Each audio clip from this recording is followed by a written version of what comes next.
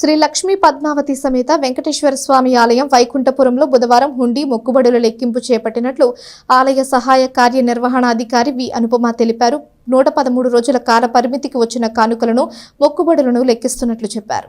గుంటూరు లాలపేట దేవాదాయ శాఖ సహాయ కమిషనర్ టి సుభద్ర పర్యవేక్షణలో జరిగిన ఈ లెక్కింపులో సుమారు 70 నుంచి 80 మంది వాలంటీర్లు, భక్తులు, స్కౌట్స్ అండ్ గైడ్స్ వాలంటీర్లతో హుండీ లెక్కింపు చేపట్టినట్లు, అందులో 46,76,204 రూపాయల నగదు, 19 గ్రాముల 500 మిల్లీగ్రాముల బంగారం, 319 గ్రాముల వెండితో పాటు పాతవి 1000 రూపాయల నోట్లు, 6 పాతవి 500 రూపాయల నోట్లు 10 వచ్చినట్లు చెప్పారు. కార్యక్రమంలో ధర్మకర్తల మండలి చైర్మన్ సభ్యులు, ఆలయ అర్చకులు, ఏపీసీఓ, చెంచుపేట బ్రాంచ్ బ్యాంక్ సిబ్బంది, భక్తులు తదితరులు పాల్గొన్నారు. ఓం నమో వెంకటేశాయ. శ్రీ లక్ష్మీ పద్మావతి సమేత వెంకటేశ్వర వారి దేవస్థానం ఈరోజు హుండీ లెక్కింపు కార్యక్రమం జరుగుతుంది.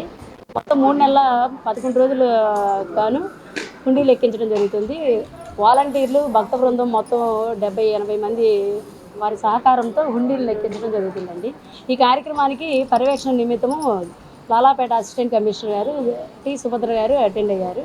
మొత్తం హుండీలో కానీ ఇప్పటివరకు పాత నోట్లు అయితే 500 రూపాయల నోట్ల 10, 1000 రూపీస్ నోట్లు ఓల్డ్వి 6 వచ్చాయండి.